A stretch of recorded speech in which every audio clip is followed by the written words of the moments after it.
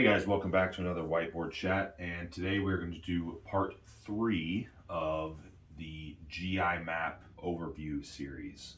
This should be the final part. There's actually one more section, small section on the bottom of some of the GI maps that's an antibiotic resistance profile. We're not going to cover that. That's kind of its own topic in and of itself. A lot of the times we're not really doing antibiotics. There are cases where they might be used, but for all intents and purposes, we're not going to do that. So the first one is fungus and yeast. All right, fungal overgrowth can cause illness in susceptible individuals. So kind of along the same lines as any of the other pathogens, bacterial overgrowth, susceptible individuals will generally present or be more susceptible to symptoms, illness, so on and so forth.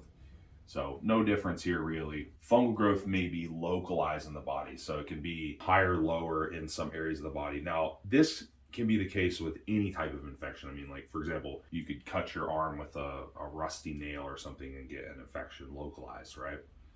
But when it comes to GI infections, we do see fungus definitely present itself all over the body in different spots. So it seems to kind of crop up in different areas and show some other outward symptoms too. So if you do see things like oral thrush, persistent vaginal yeast infections, fungus on the feet, for example, this would be something that you definitely would want to consider, even if the presence of like candida, for example, on the GI map isn't that high.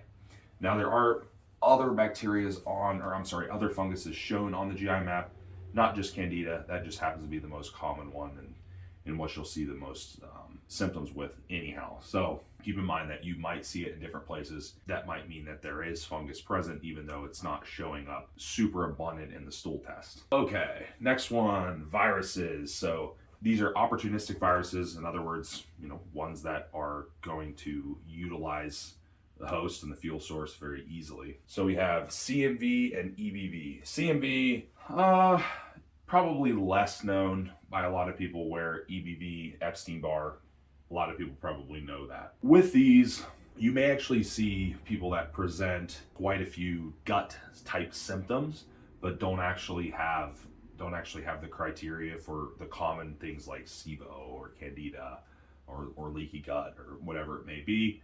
They may actually have a virus. So what's pretty cool is the GI map will test for these viruses, or at least these common ones, right?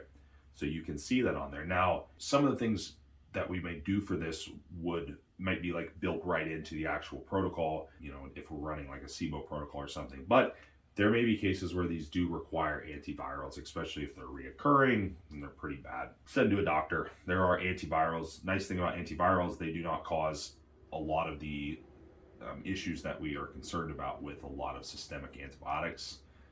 Not necessarily that we want to be on a medication, but there are instances, right? Parasites. A lot of people know what parasites are.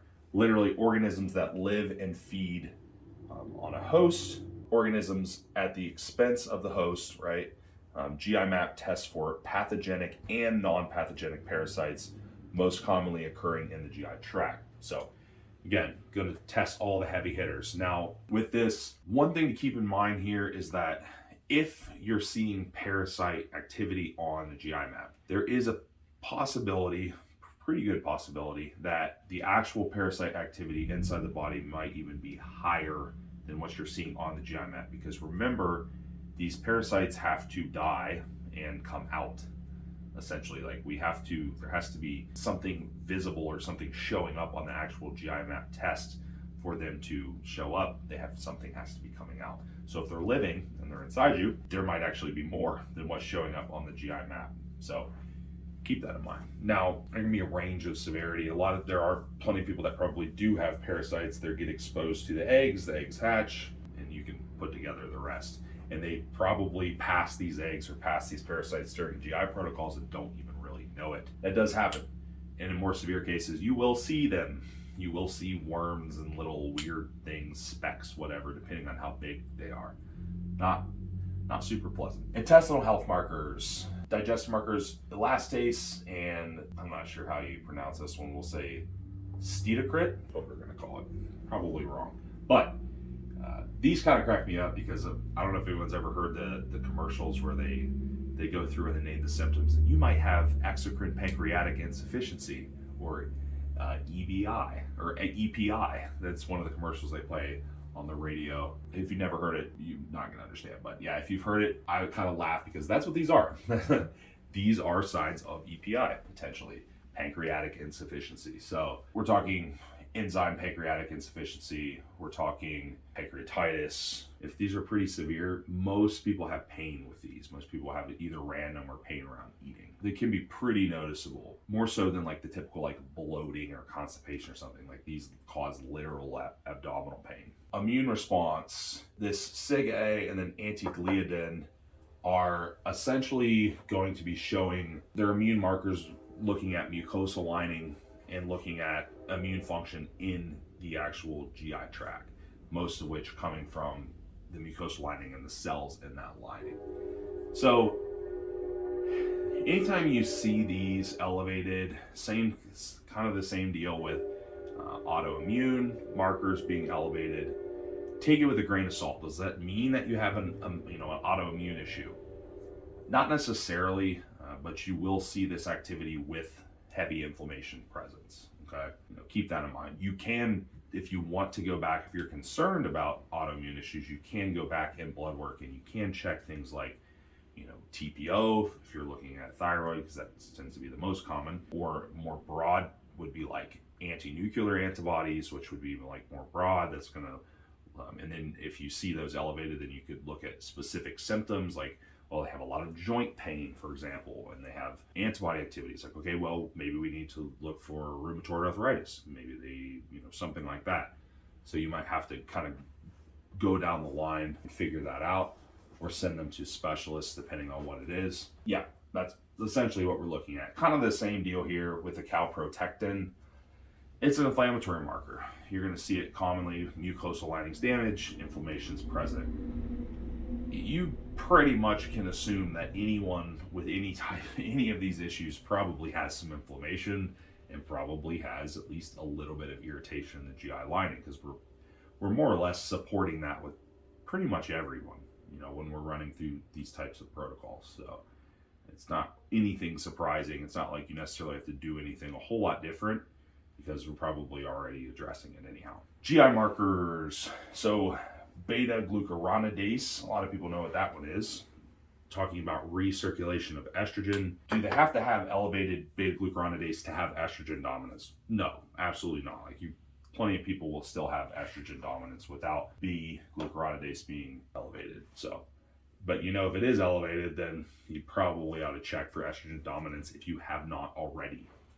And that it's probably not clearing well, the gut and the liver are probably compromised. Occult blood. This is blood in the stool. Essentially, it's just invisible, I should say. It's blood that you can't see. So if you have something like hemorrhoids, then this wouldn't be surprising if you see that in there. Now, if you don't have any type of external issue like hemorrhoids, and you are seeing a really high occult blood marker, you might want to tell that person to go to the doctor. Okay, they might want to get a colonoscopy or get some imaging done and make sure they don't have anything really bad like internal bleeding going on, right? And it can be things like ulcers or polyps or something, but you just want to make sure that there's not anything really bad in there. So if I see that is really high and there's not any external stuff that's might be causing blood, go to the doctor. Okay, keep that in mind. Add-on tests, these can be added on to the GI map. They're not on all of them, but zonulin or zanulin, depending on how you like to pronounce it.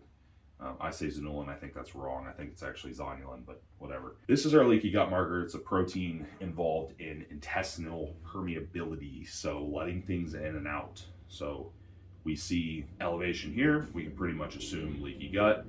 Though again, I would say that most of the time we're more or less addressing leaky gut anyhow by working on the gut lining and inflammation and kind of sealing up that area. So seeing that super elevated zonulin just kind of like reaffirms that it's there. It doesn't mean, just because that's not extremely elevated, doesn't mean that it's not there, I guess I should say. So keep that in mind. But yeah, that's kind of the last part, or part 3 of the GI map. I hope this little series was useful to everyone. I know there's a lot to digest there. Play on words, right? If you guys are interested in GI maps and you have any type of needs there, consultation needs, I'll plug myself because I can help with those. Jump on, DM me, email me, whatever, and I can definitely go through consults if anyone needs a GI map or needs a gut health consultation. Talk to you next time.